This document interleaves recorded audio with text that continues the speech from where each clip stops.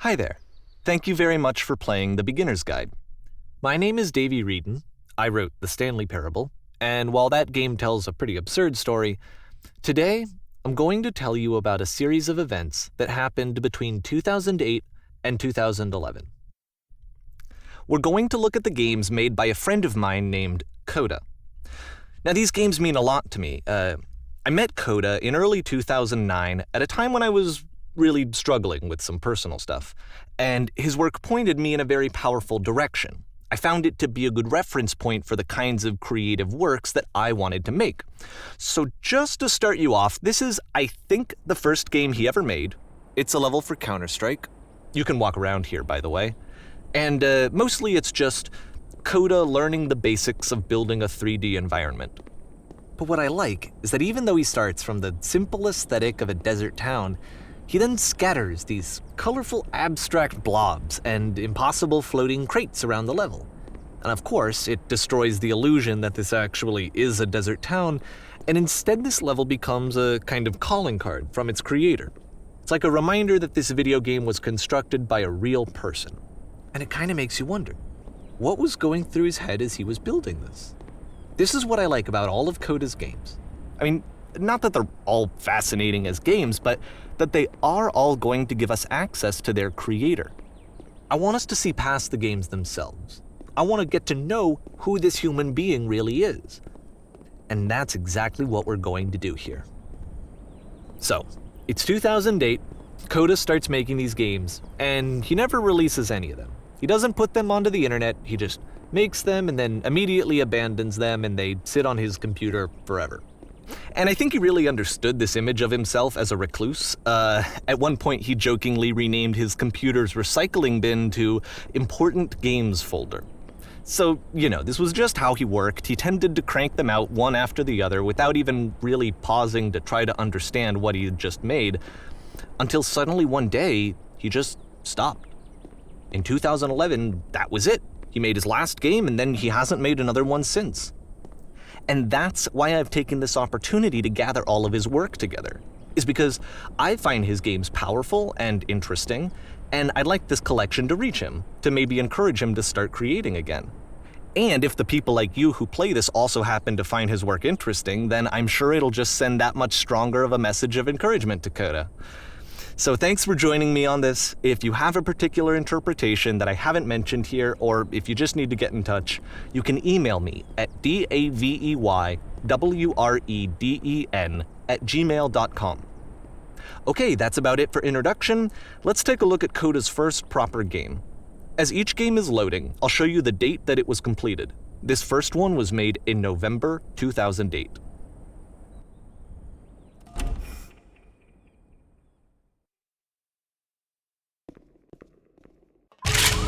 Warning. Whisper machine active. Shift destruction imminent.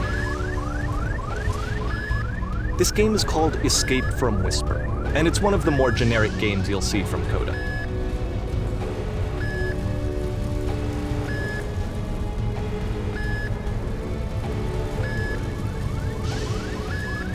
You can click to fire the gun.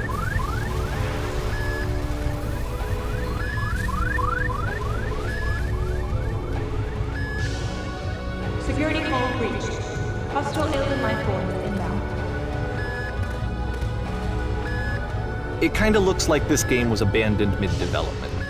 For instance, you have this gun, which you'd think would indicate that there are supposed to be monsters or enemies somewhere, but then clearly there are no enemies anywhere. You can't even reload the gun when you run out of bullets. But ultimately we don't really know. Maybe Coda thought that actually it was complete the way that it is. And I think that we should talk about his games for what they are, rather than for what they're not. Enemy force neutralized. Begin ship evacuation. I love how you can see the bottom of the universe from this room.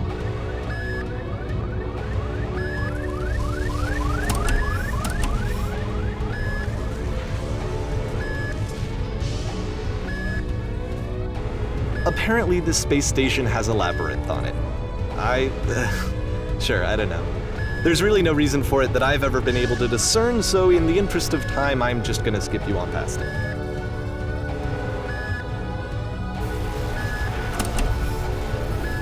Okay, this is the part that's interesting. The game has this narrative about the whisper machine and how it has to be turned off, and then you get to the engine room. Hey, you there, in the engine room. You could save us all. That beam is powering the whisper machine. We could disrupt it by introducing a great enough heat signature. If your body could stop the beam. It's so much to ask, but for all of our lives, would you do it? Could you give yourself?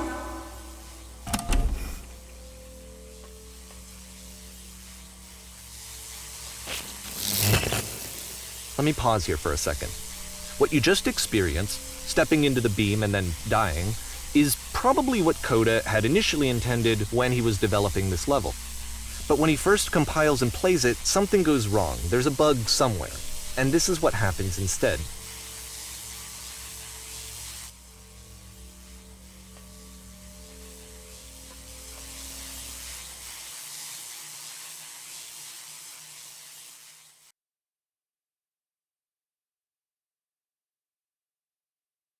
The beam causes you to start floating.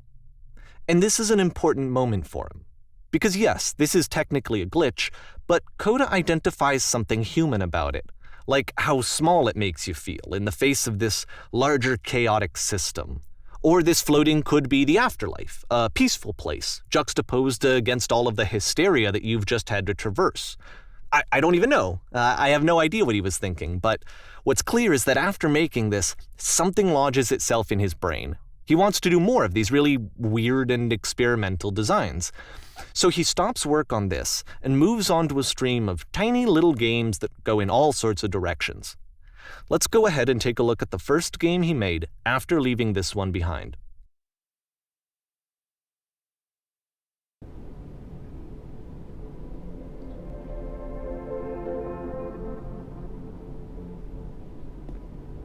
Yep, in this game you can only walk backwards.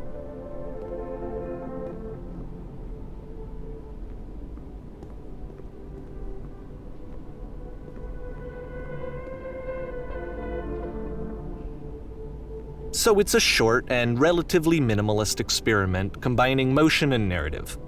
It is less advanced than the previous game, but actually it seems to be more focused, more complete. Coda's trying to give it a unique voice rather than simply basing it on a pre-existing trope.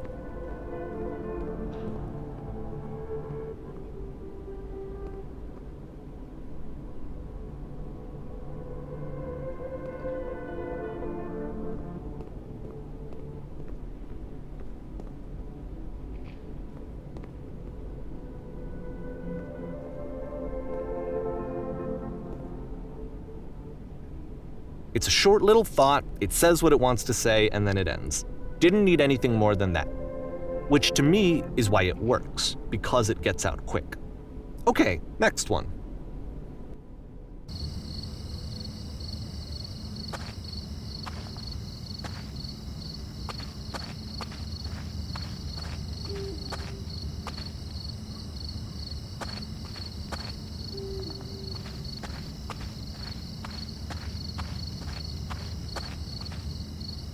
And that's it.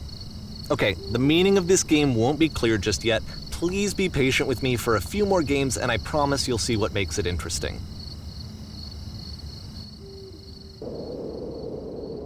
Oftentimes, Coda would put bizarre titles like this one at the start of his games. I wish I'd known him at the time that he was making these early games. He would really only talk to me about his work as he was making it. Once he stopped work on a game, that was it. It was dead to him. And I don't agree with that at all, but what are you gonna do?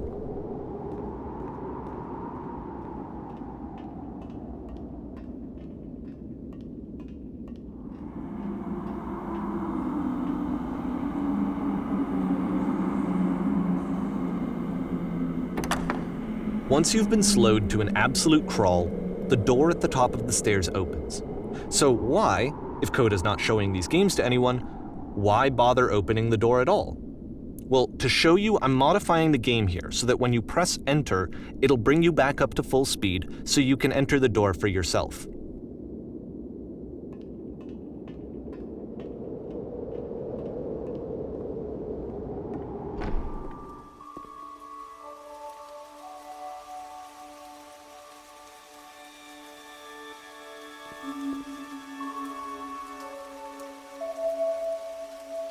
A room that's warm and nice and filled with little ideas for games.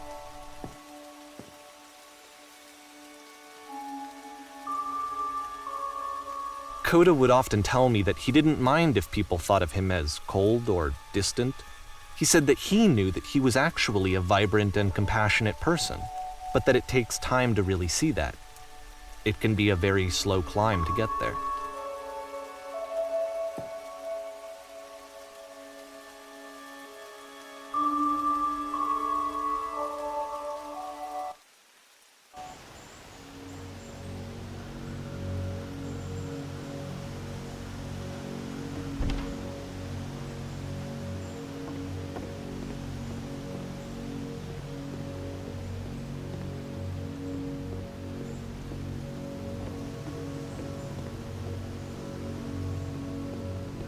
Well, this is new for Coda. It's an actual puzzle.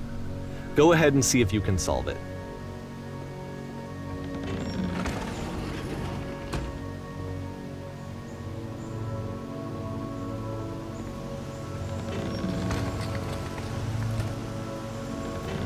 Don't forget that solution, because we're going to see this puzzle again soon. We're going to see it a lot.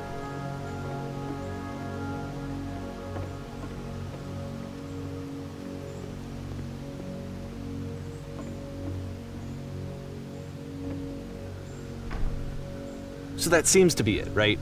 You walk down a corridor, you solve the puzzle, you get to the end. Simple enough. All right, now I'm going to modify the game again so that when you press enter, it'll remove all of the walls from this room.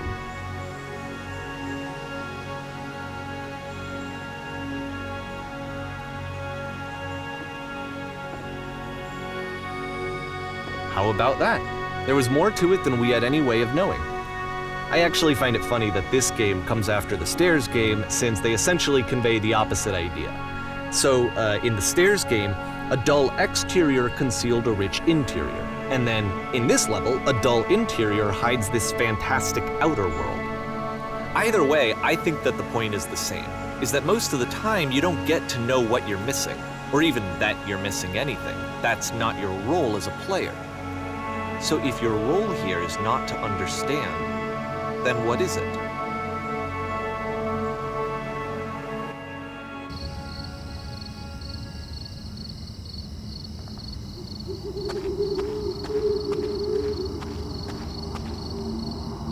Aha! So, this, combined with the entering game from earlier, tells us that Coda believes his games are connected somehow. It could even be that the stairs game and the puzzle game are literally connected in between this and the entering game. There's a bigger picture that all of his games are meant to play a role in, some larger meaning that we won't be able to grasp until we've seen all of them. And once we have, we can step back and start to understand what exactly that bigger picture is.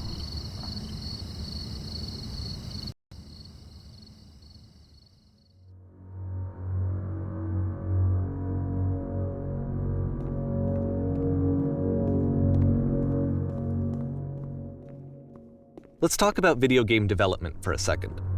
Every video game runs on what's called an engine, which determines what the game can and cannot do. So in other words, the engine is a set of tools for game development.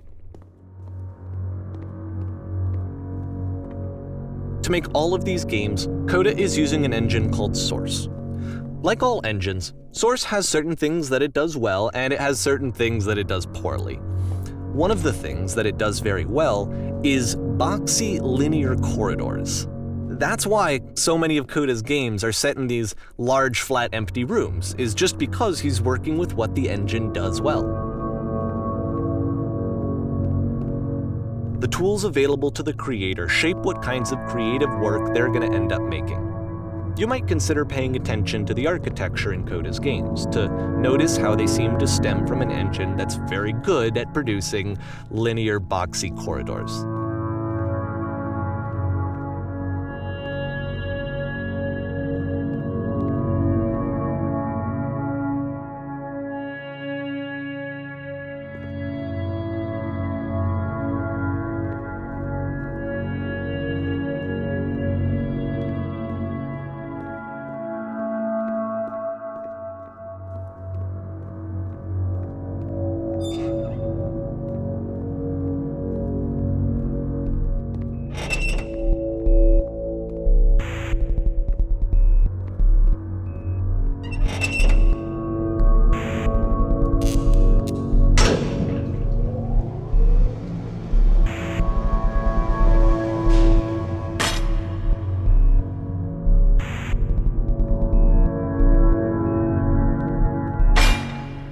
This prison, funny enough, in Coda's original design, the doors stayed shut for a full hour before letting you go. If you don't mind, I think we're gonna skip that. This is something that he and I used to argue about a lot. You know, whether a game ought to actually be playable, whether it means anything if no one can get through it. And I would always defend that, all this work goes into the game, why not make it playable and accessible? And so we just got into heated arguments over it, and there was one time that after one of these conversations, he went home, and a day or two later, he sent me a zip file entitled Playable Games that was full of hundreds of individual games, each of which was just an empty box that you walked around in and nothing else. Believe me, I played every single one of those just to find out if there was like a gag hidden somewhere. There wasn't.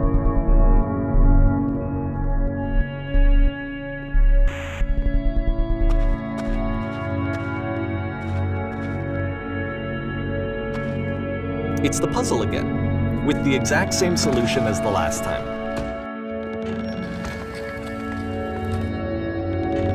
There's still no clear indication of what makes this puzzle so special that Coda is going to return to it over and over. But I promise I'll share with you my interpretation very shortly.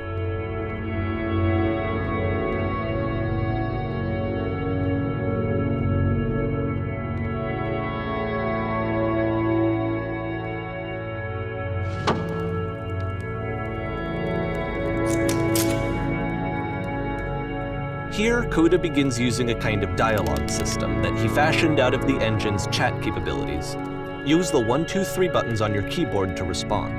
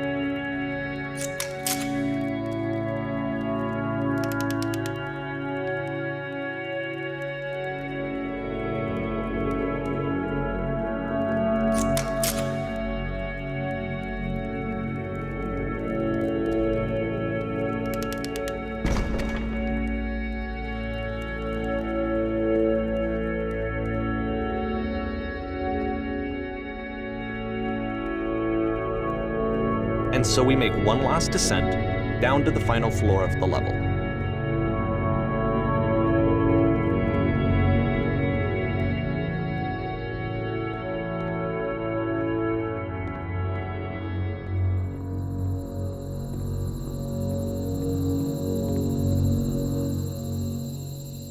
It's a lamppost. Okay, I can't tell you quite why, but for some reason Coda fixates on this lamppost. It's going to appear at the end of every single one of his games from here on out. I'll tell you what I think. I think that up to this point, he's been making really strange and abstract games with no clear purpose, and maybe you can only float around in that headspace for so long. Because now he wants something to hold on to. He wants a reference point. He wants the work to be leading to something. He wants a destination, which is what this lamppost is. It's a destination. We're going to see it in the work as well. His games are just going to become a lot more cohesive, a lot more fully developed, with more of a clear idea behind them. And as we go, that idea will get clearer and clearer and clearer.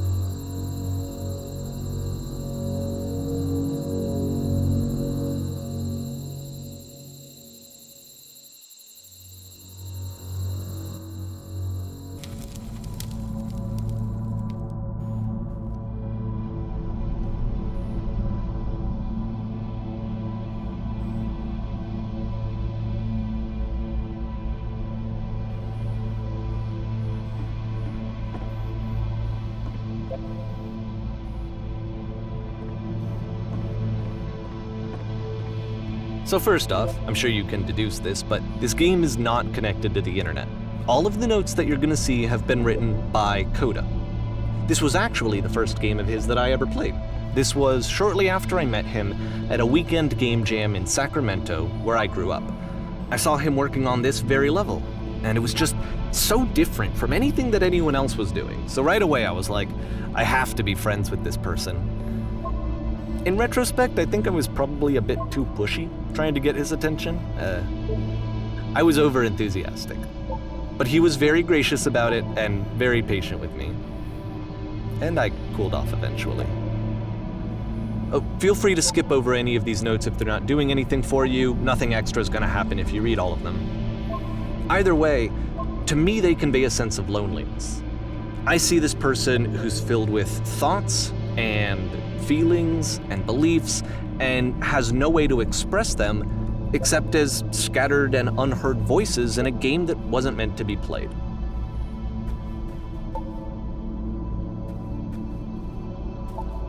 But it's ironic, isn't it, that in playing this game and seeing how alone Coda often felt, that we get to know him better and actually kind of connect with him. And I have to be honest with you, this idea is really seductive to me, that I could just play someone's game and see the voices in their head and get to know them better and have to do less of the messy in-person socializing. I could just get to know you through your work. I think this is why I always liked Coda's games so much, is because it felt like they let me have that connection. I felt as though he was inviting me personally into his world. And then I feel less lonely too.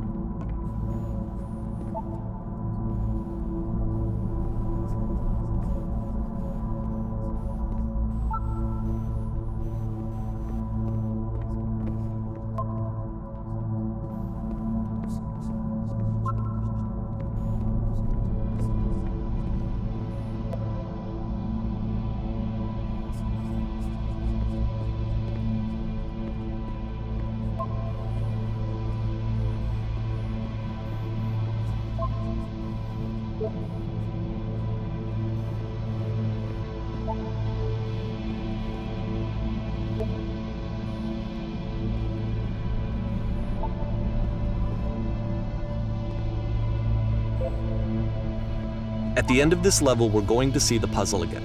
And here, I'll tell you what I think the puzzle means. Each of these games represents an idea that was on Coda's mind at the time that he was making it. And the puzzle is a way of closing the door on a previous chapter of his life before moving on to the next one.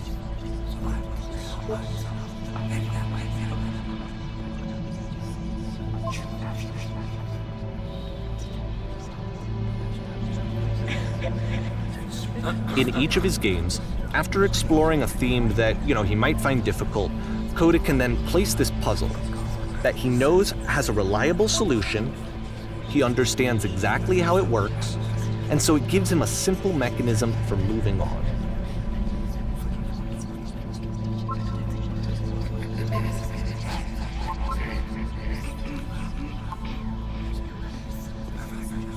And because there's this dark area between the doors, a space between spaces, before you move on, you get to pause.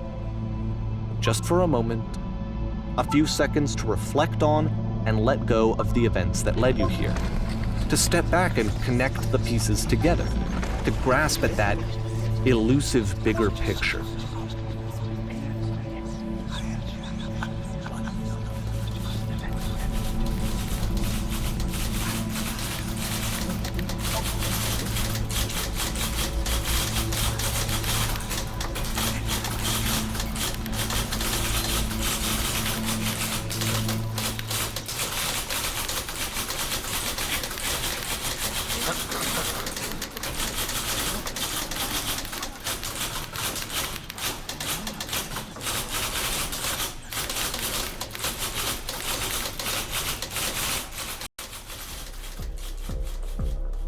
Okay, this one is tough. It's gonna kind of just spin its own wheels for a few minutes. Hang with it.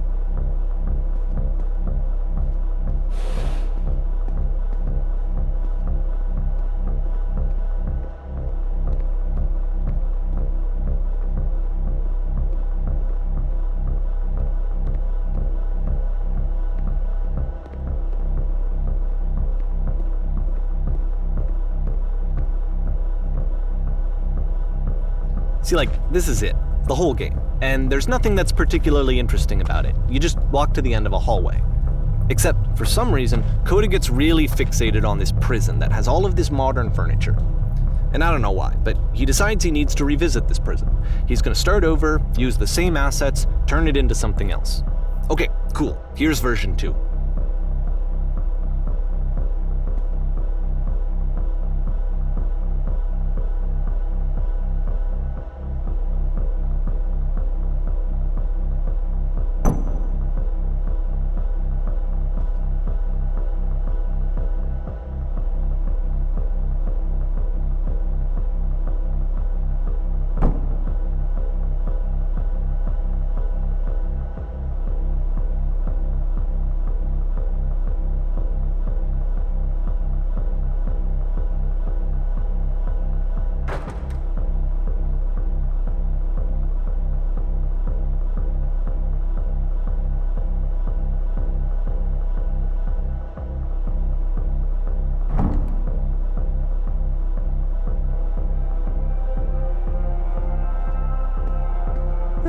There's a bit more to this one, but still it's not really communicating anything. It's kind of just weird for weirdness' sake.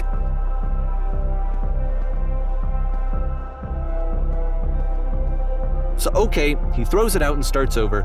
This time he comes at the prison idea from a different direction.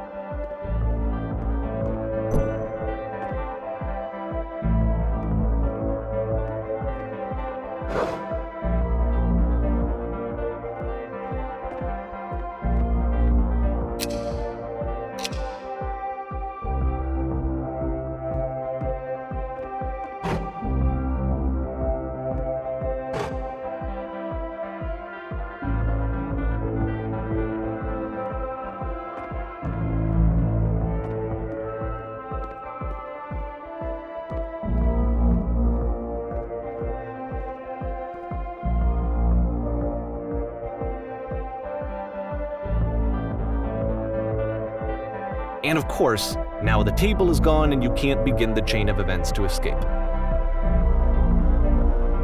Here's a version where there are no bars, but you can't actually get to the well.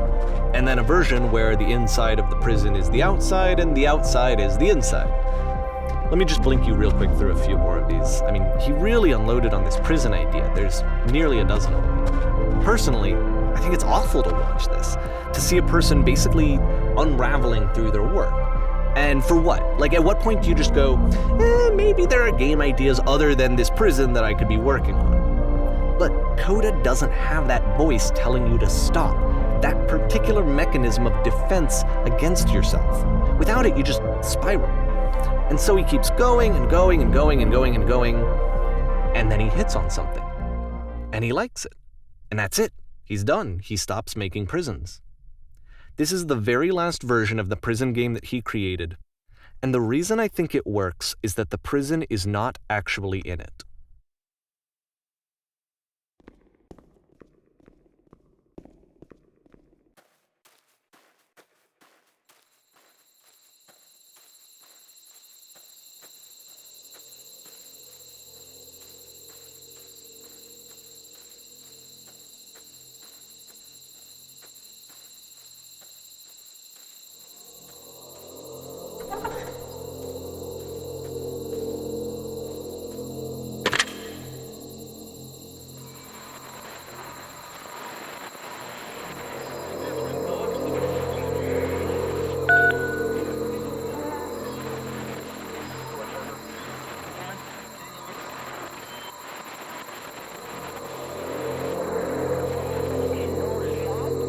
It's a conversation.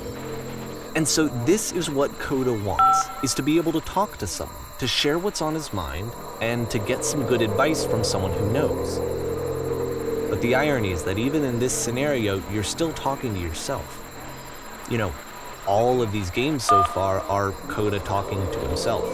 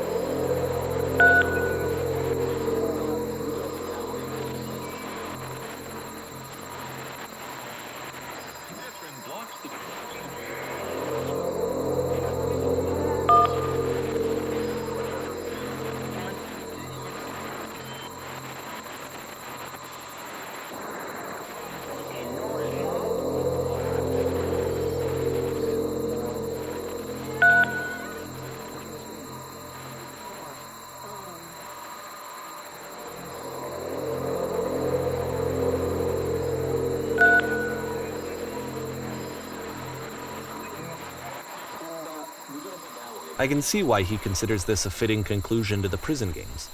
After all of the obsession and frustration, just to be told by someone you can trust that things are going to be okay. Wouldn't that be nice? So what would it look like if Coda wanted to make a game about talking to someone other than himself?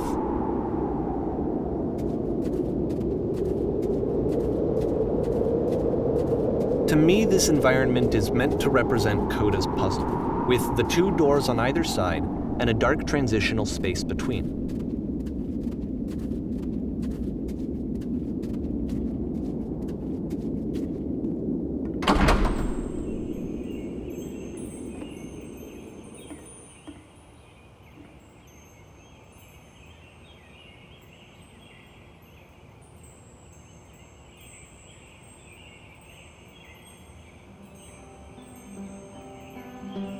You'll notice that the quality of the art is a step up from previous games, including this new and improved chat system, which he started using from this point on. From here on out, he begins putting much more effort into the visual polish of his work, and this particular game took 2 months to create as a result.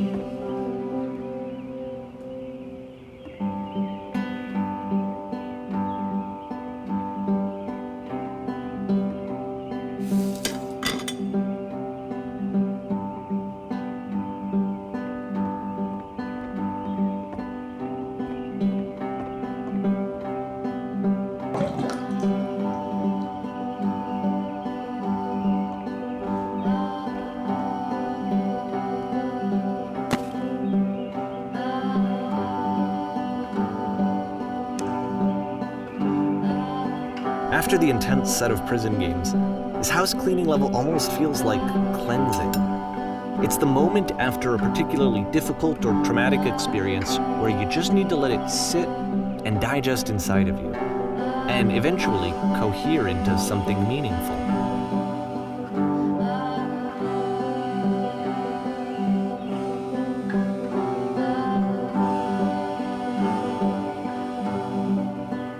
I know that Coda really liked this game. Of all of his work, actually, this was the only one that he called me up to ask me to come over and look at it. This was during a period of a few months where he was like grossly happy all the time, just walked around with a constant smile on his face.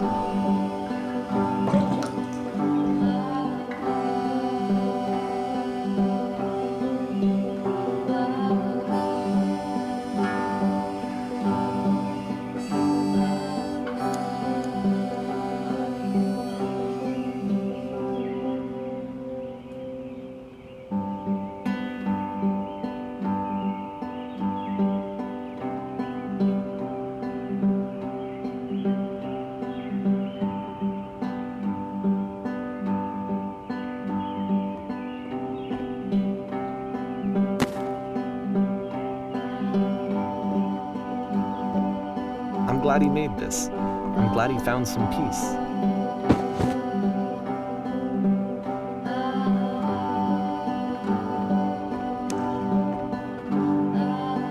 But, of course, it can't last. The music stops, your companion is gone, it's time to leave. The door at the top of the hill is now open as well. Again, you can't stay in the dark space for too long. You just can't. You have to keep moving. It's how you stay alive.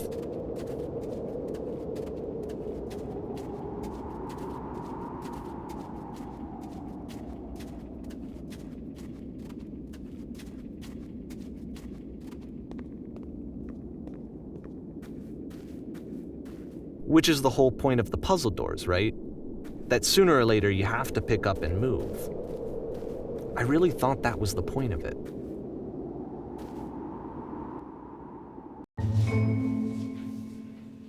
This one gets a bit goofy.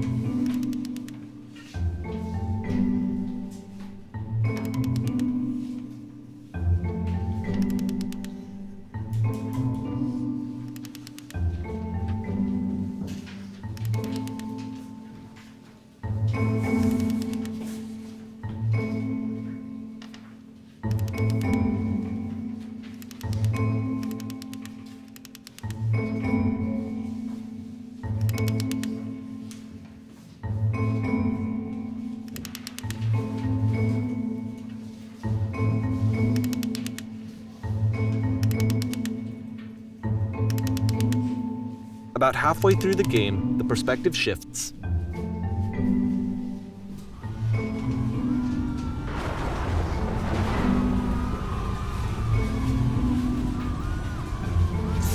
And you play as the teacher. And suddenly, you discover that your teacher is just as bigoted and afraid as you are.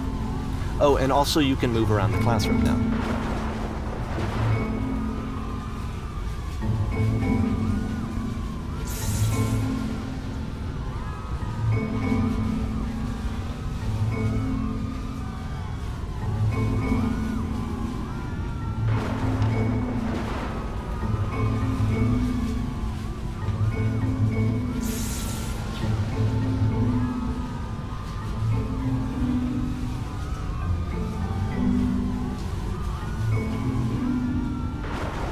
I felt pretty hard for this one.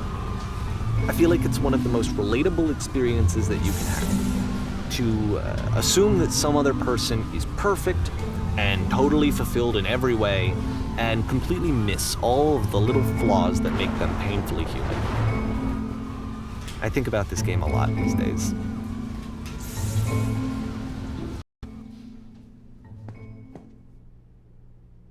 This one took a lot longer than all the others for Coda to make. It was 4 months between this and the last one. That's twice as long as it took him to make any other game before this, and it's not like it's particularly complex, so I remember I found that a little strange at the time.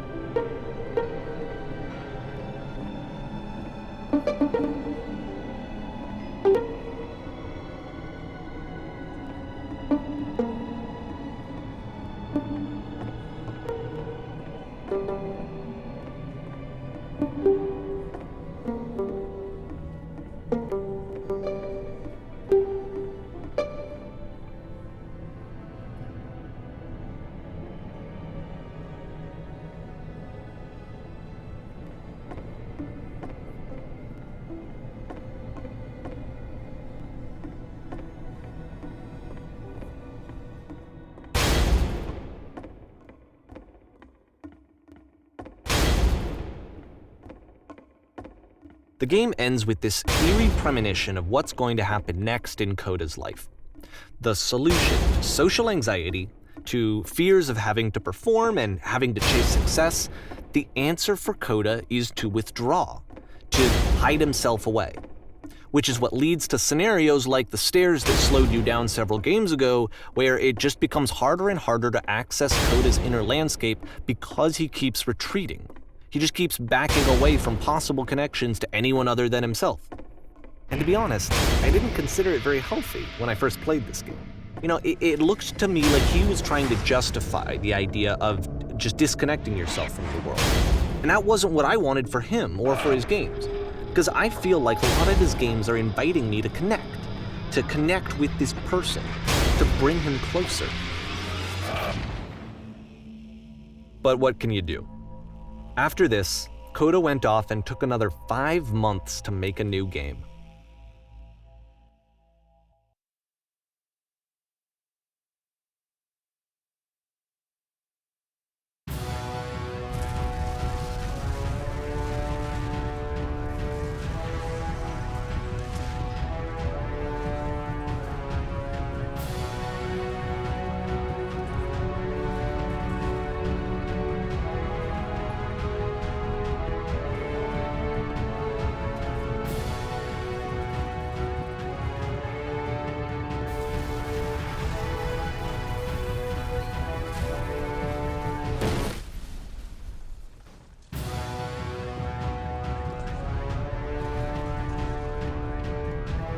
You should probably open your eyes if you haven't already. It's pretty much impossible to solve otherwise. And there is a solution, by the way.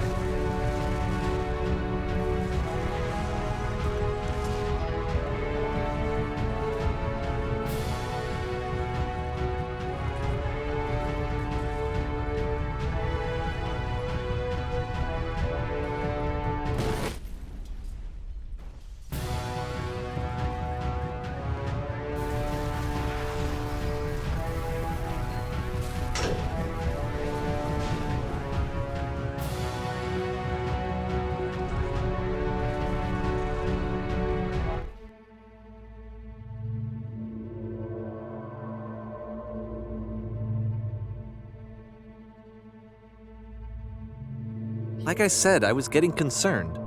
First off, he's never been this explicit in his work about exactly what he's thinking. So where's that coming from?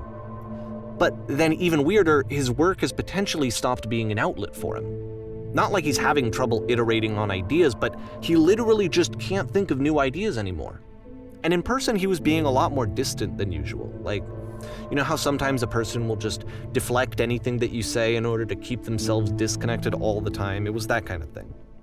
Here was the point in my relationship with Coda where I really started to wonder if he needed my help in some way. His games are going to get more desperate from here on out. After this game, it's almost 6 months before he finishes something new.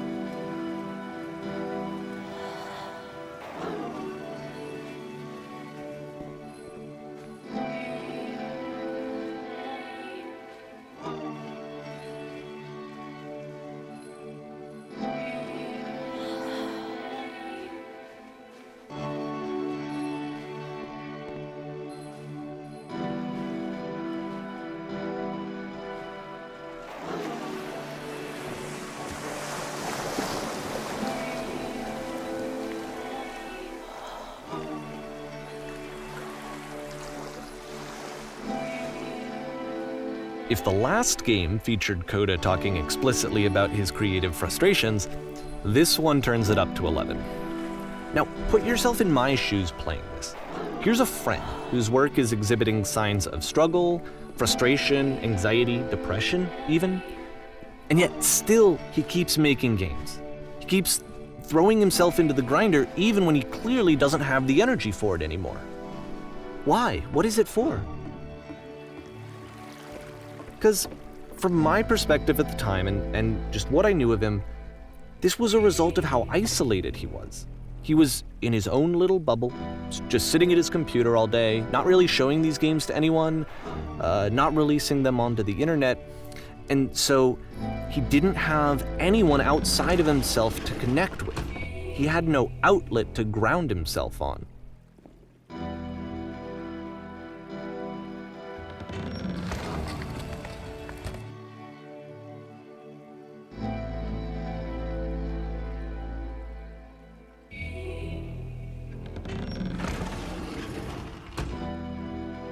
You can't talk yourself out of loneliness.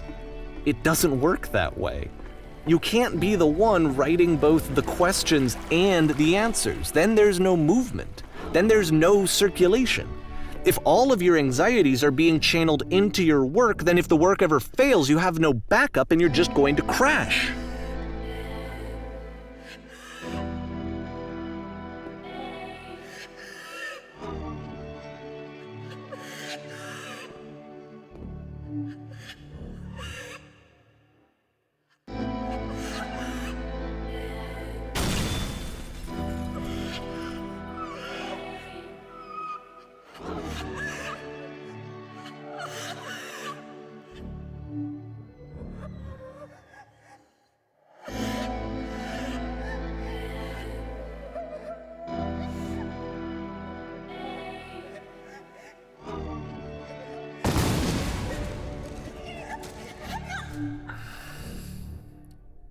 Seeing this game at the time that he made it, it looked really unhealthy to me. I was watching him do this to himself, and I hated it. I hated seeing him so trapped. It's like, video games are not worth this amount of suffering. This is someone I really cared about. And I used to get so much joy out of seeing him create. For him to suddenly become angry and frustrated like this, it was the worst thing for me.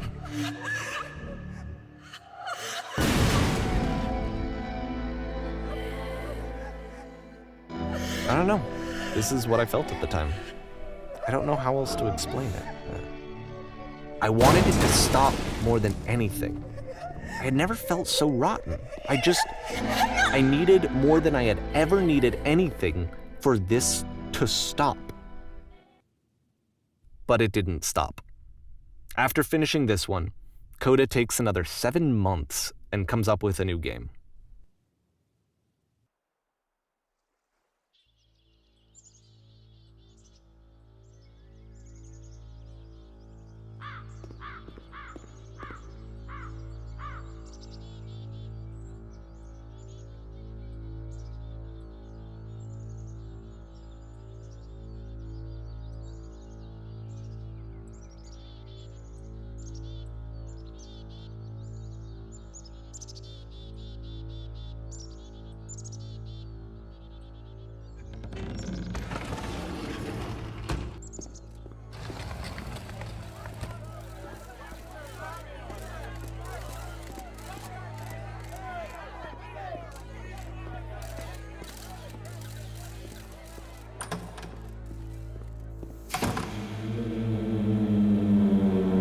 And of course, it's the machine.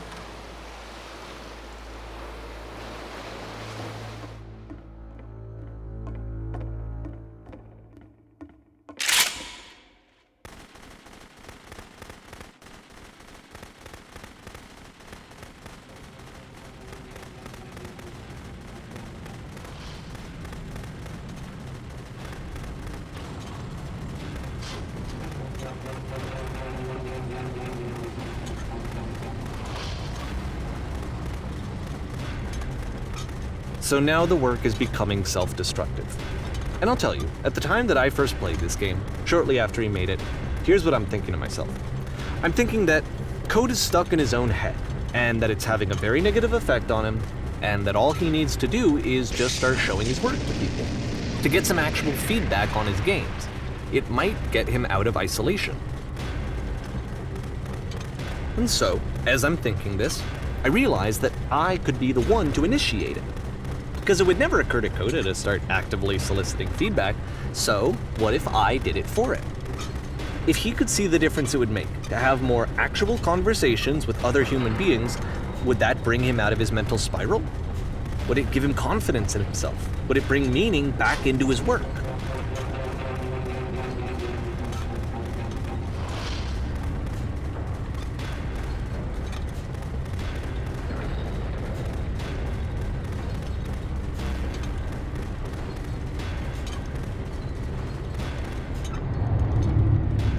So I started showing Coda's work to people. I took this one, and the islands which you just played, the theater, the notes, the house cleaning game, and some of the prison escape games. I brought them to people that I knew and trusted. I asked their opinions. And the great part is that they really loved his games. You know, the point of it all was just to give him some external reference point, but they genuinely loved his work. There was nothing for him to be afraid of.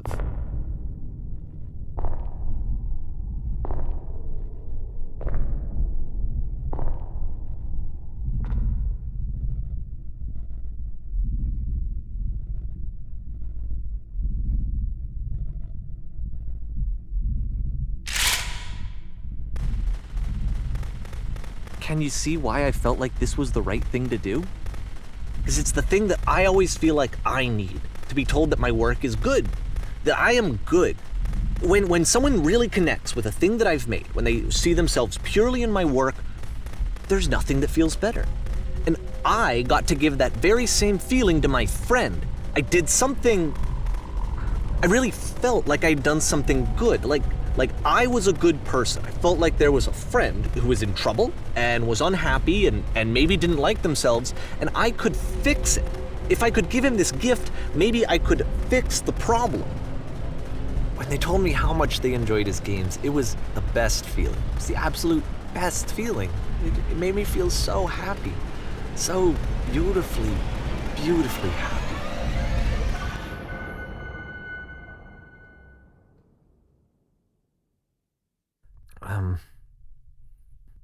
So anyway, Coda finishes this game, and then really he just kind of takes off for a while. So this is June of 2011, and I didn't hear anything from him for several weeks, I guess. And so out of nowhere, one day I get an email, and it's got a private link to a new game of Coda's. This one is called The Tower, and to my knowledge, it's the last game that Coda ever made. So let's take a look.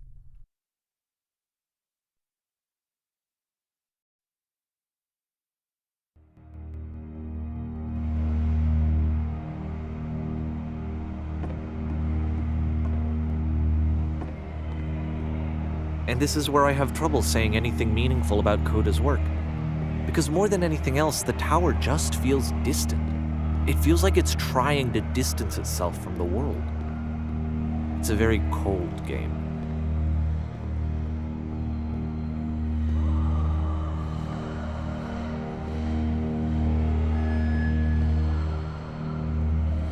This room actually has a maze in it.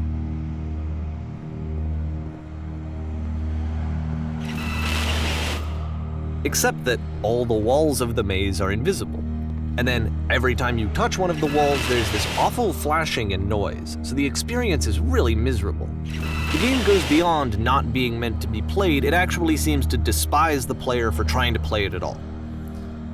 But I do want to show you the rest of the levels, so when you're ready to continue, press enter and I'll put a bridge over the maze.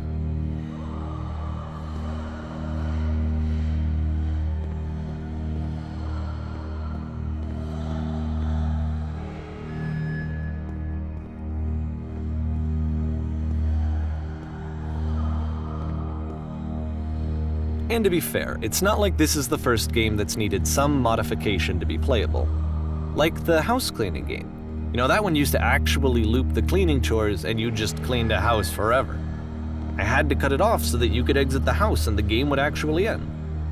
But that game had an idea that it was actually trying to communicate. What's the deeper idea behind the invisible maze? The only way past this challenge is to randomly guess the 6-digit code. Like the invisible maze, it's frustrating to me, because it's the opposite of everything else that Coda has made. It doesn't encourage thought or engagement.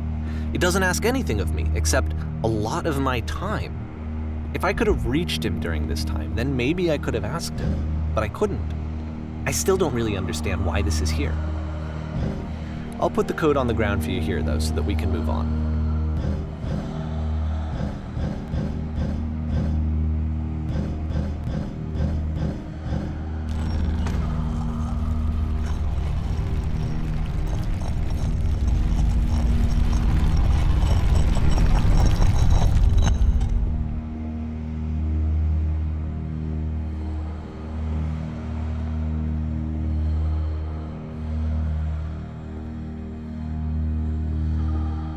The switch to open this door is actually on the other side of the door, meaning that it's literally impossible to solve from this side. So even if you somehow brute forced your way through the first 2 challenges and you got to this point, there's actually just no way to progress. And it's scary for me, the idea of Coda cutting himself off entirely, just saying, you know, that's it, that's the end of the conversation, not giving me any way to fix the problem. I feel like a failure, I guess, when I can't. fix the problem. But I can open this door for you, so let me do that.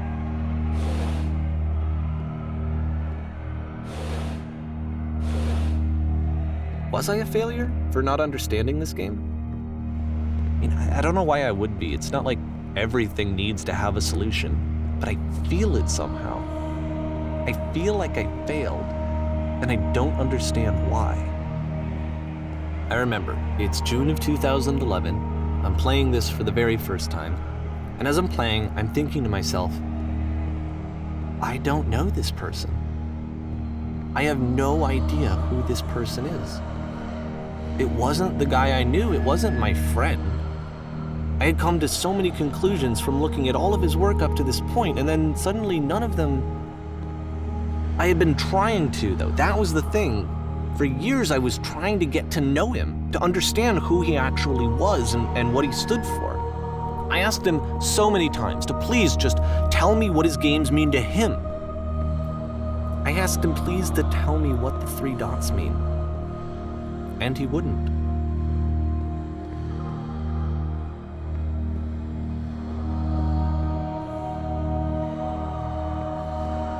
I just felt so strongly that if I could have connected with him, that if I could have somehow made his work my own, that I would finally be once and for all happy.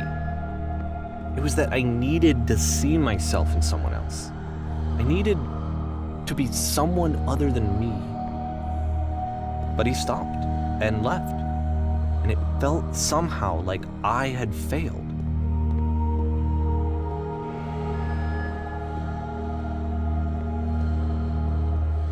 Where did I screw up?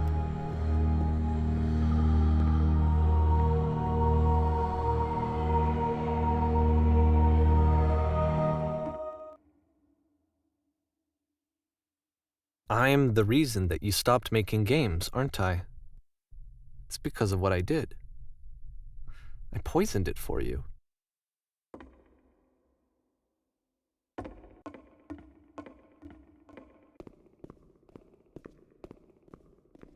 I don't think I ever told you this, but when I took your work and I was showing it to people, it actually felt... it felt as though I were responsible for something important and valuable.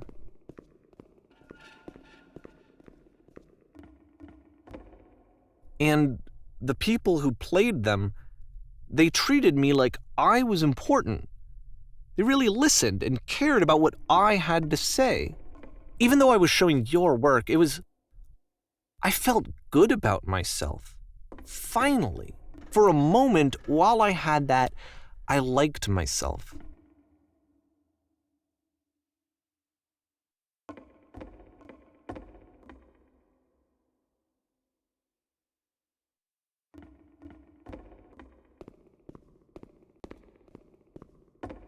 And then you stopped, and I didn't have anything left to show people. I just had to be with myself. And as soon as that happened, there was no feeling at all. Nothing. Less than nothing. What does that mean?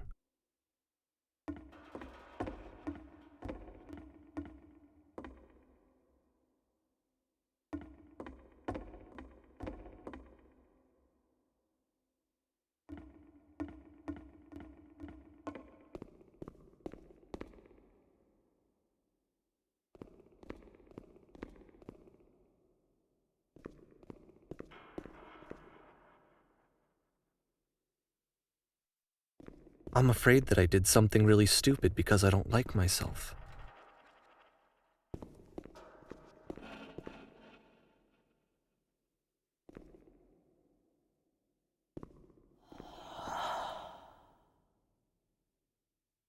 That's why I'm releasing this collection of your work, is because I haven't been able to find any other way to reach you.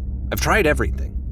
And so a part of me has hope that if I put this compilation out into the world, and if I put my name on it, that maybe enough people will play it so that it'll find its way to you, so that I can tell you that I'm sorry. I know I screwed up. If I apologize to you truly and deeply, will you start making games again?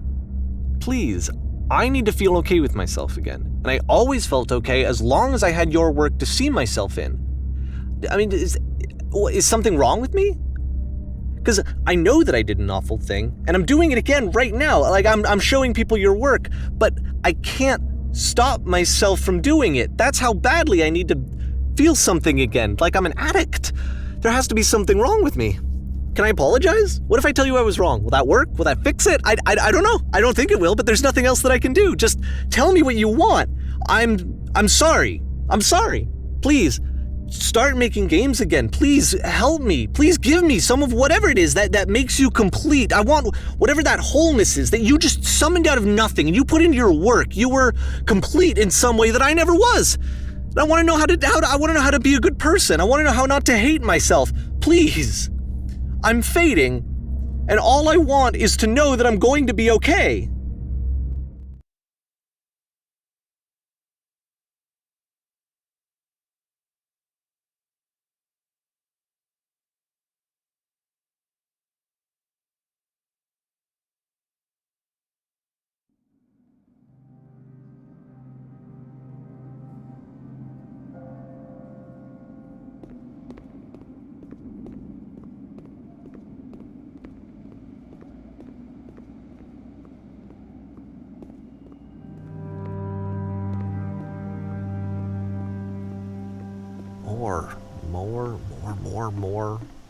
More love, more praise, more people telling me that I'm good. Always more. It's like a disease.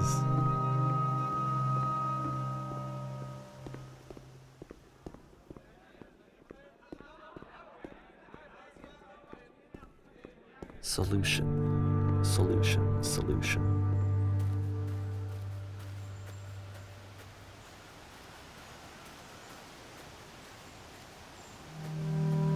I guess if someone had told me ahead of time that he just really enjoyed making prison games, maybe I wouldn't have thought he was so desperate. I wouldn't have told so many people that he was depressed. Maybe he just likes making prisons.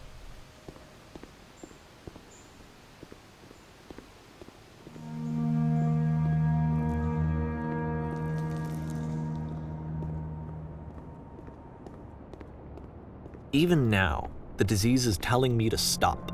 Don't show people what a shitty person you are. They'll hate you.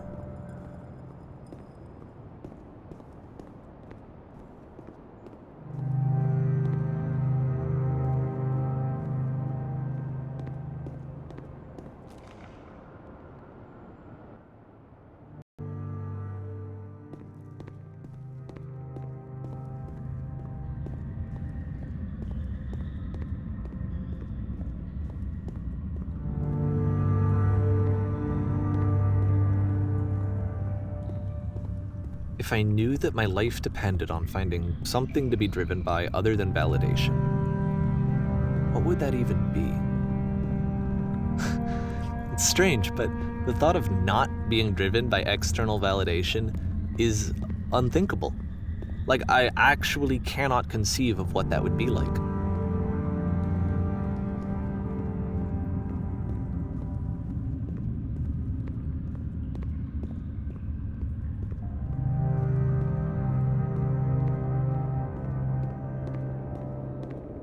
What now?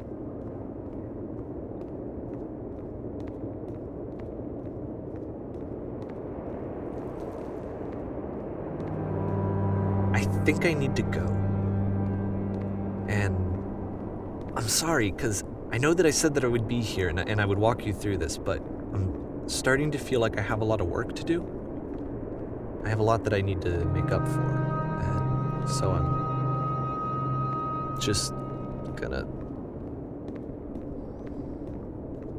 Okay.